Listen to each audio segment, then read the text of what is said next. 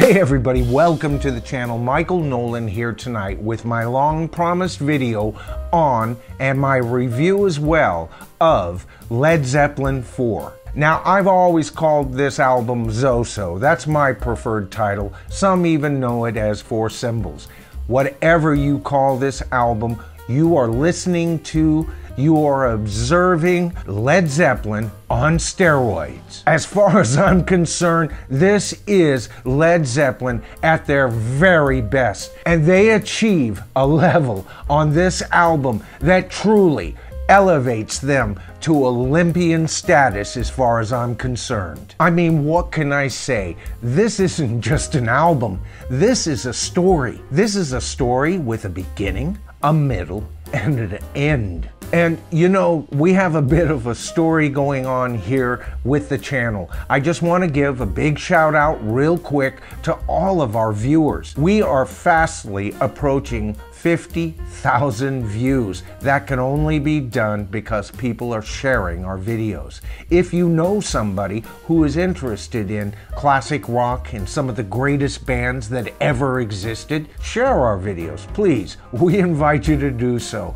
And a huge shout out to all of our new subscribers. And of course, at the end of this video, I always provide names in front of me as I give and draw my conclusions on any one given video. Okay, so back to the album. We're going to call it Led Zeppelin 4 because most people call this album Led Zeppelin 4. So we'll do that for this video at least. Alright, so I promised you a story, but first we have to take a look at the first couple of tracks and then we can see where this album leads us. You know, for as forward-reaching as this album is, track 1, and track 2 for that matter, sounds like it comes right from either Led Zeppelin 1 or Led Zeppelin 2.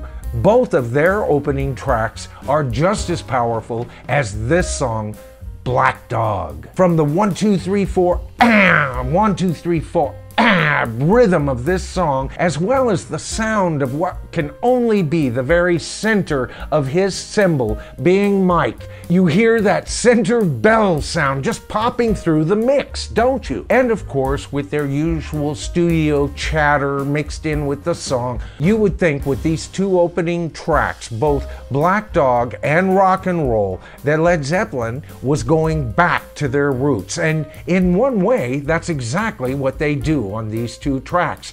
But who is this big-legged woman? More on her as this amazing tale unfolds around our ears and our eyes as we peruse these amazing lyrics. Next up, of course, Rock and Roll. We get this great intro from Bonzo with an almost rivalry between his ride cymbal and the snare. And the whole band just blends this wonderful tune together. But you know, it's Jimmy Page to the rescue musically with this song. We've heard him do this stuff before, but never quite like this.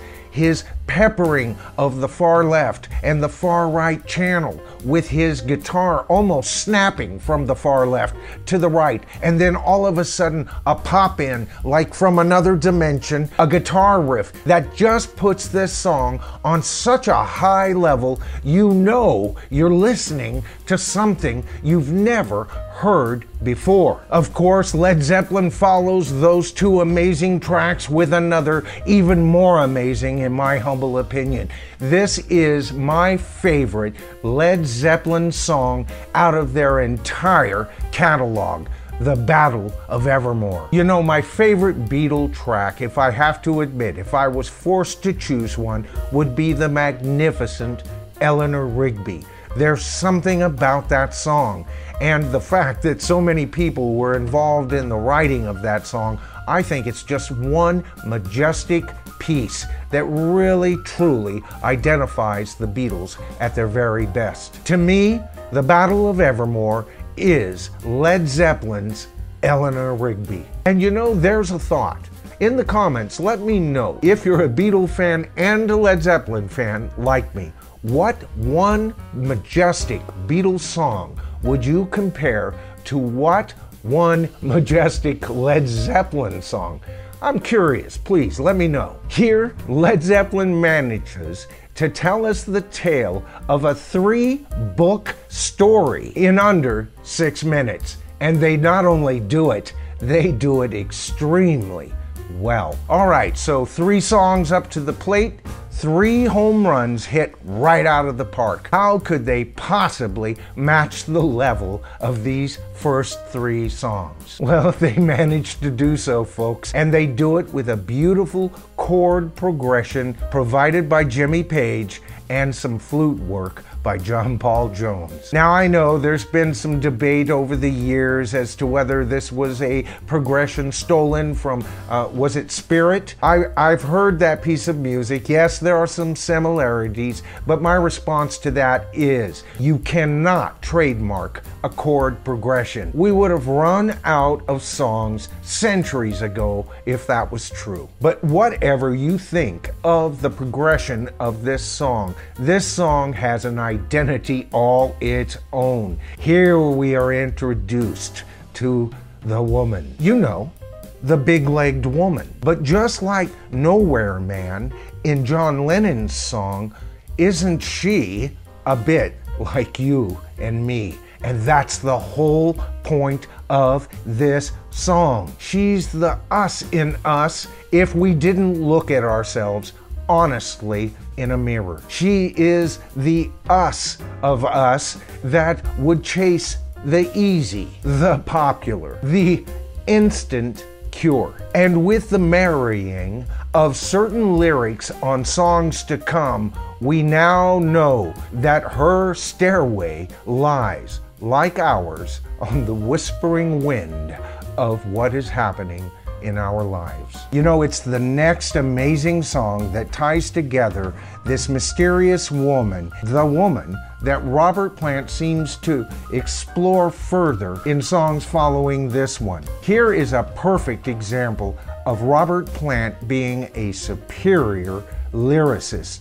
Here, he is speaking to a woman who he possibly is unhappy with, but she is the one person he can talk to regarding his observations, the days that he has observed certain little oddities, and it's the metaphors that Robert uses on this song that you find sprinkled later and have already been sprinkled a few times in the songs preceding this one. This is where we see Robert Plant, a fully recognized man of the world. Here we see his lyrics directing us to free ourselves, to free our minds, to not listen to the morals of those who came, a generation who provided us with 2 world wars and at least 2 police actions that we did not ever want to repeat.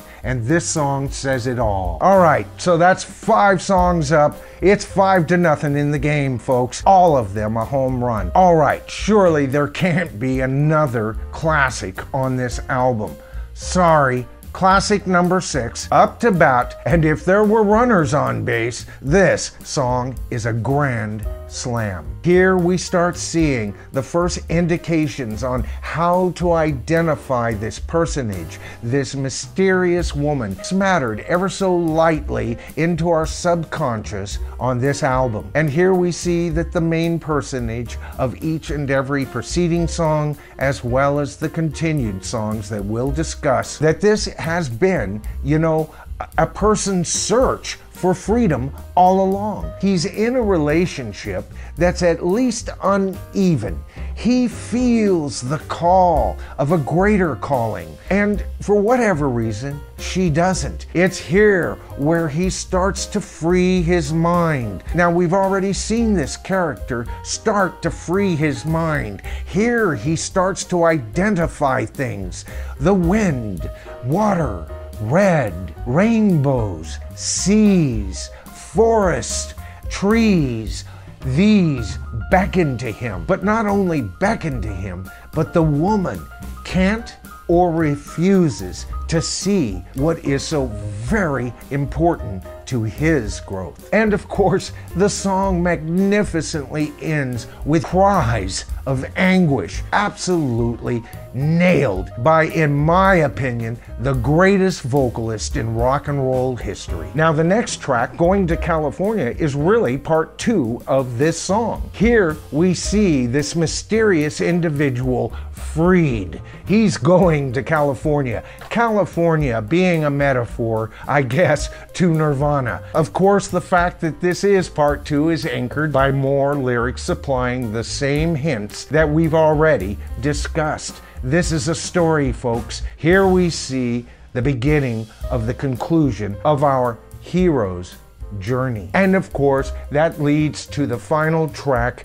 every bit as a classic as any other Led Zeppelin song ever recorded, and that's When the Levee Breaks. Here we see water again, but this time the water is exploding. Now, you can take this song as a song about an actual disaster, you know, some dirt farmer whose entire existence has been wiped out because of a horrible storm. But when you hear this song after you've heard everything else on this album, the levee breaking are all the barriers that were holding him back. Because after all, what happens to the character when the levee breaks? He is forced to leave his home. He is forced to go elsewhere. He has reached California or Nirvana, or at least a better way of living. You know, to think that there's still critics out there that hold on to the premise that Robert Plant can't write, I don't know. Critics, for the most part, over my lifetime, have shown me nothing. They have, for the most part, not directed me in any good direction whatsoever. And with the exception of a few good writers from the late 60s, early 70s, I can make my own decisions about the music I listen to, and I can judge for myself what I prefer, just like you. But these idiots spend about 30 minutes listening to a 44-minute album, perusing over lyrics they couldn't understand because they don't have the words moon and June at the end of every other line. This album is a freaking masterpiece. It should be hanging in the Louvre. This album has no weak spots. There's not one track that is slightly under the others. And in deference to those who would maybe identify Stairway to Heaven as the big hit, that's only because that was what was played. That's what the DJs chose to play. They're no smarter than critics. And don't get me wrong, Stairway to Heaven's a fabulous song, but it's like my 4th favorite song on this album. The only thing I can say to so-called Led Zeppelin naysayers is you have never given them a good chance. You've never really listened to them. Wake your ears up, enjoy the sounds, and I personally recommend that if you haven't listened to too much Led Zeppelin, listen to this album and be educated. Alright guys, so that's it for my review of the album in general. There'll be other videos where we talk about even some of the specific things on this album and other Led Zeppelin albums as well. You know, as I already stated, I want to say thank you to all of our viewers. You guys have been fantastic. I really do appreciate the sharing that you've done for this channel. Thank you so very much. As usual, you may see names in front of me at this portion of the video. I always like to give a shout out to new subscribers. Thanks for signing in, folks. And if you haven't had a chance, it's so very easy. I know you've heard it before, but here it is. All you have to do is hit that subscribe to the tribe button, hit that top bell notification, and I mean it. You will be notified of all future videos. Now, one of the very next videos that I'm going to be shooting will be my review and comparison of the Beatles' magnificent albums, Rubber Soul and Revolver. But if you remember, I told you that video had kind of taken on a different complexion for me, and the reason it did is I'm going to connect those two albums to Led Zeppelin and their entire sound. These two albums, to me, more than any other band alive, are pre-Zeppelin. So whether you're just a Zeppelin fan, don't care for the Beatles, love them both, like the Beatles, but don't care for Zeppelin, there'll be a little bit of everything for you in that video. Okay, so I just thought I'd let you know here also, real quick before we finish out, there's going to be at least a part 2 on my video of the Rock and Roll Hall of Shame. But you know, more on that at another time. This is the bottom line. I am Michael Noland, and I will see you in the next video.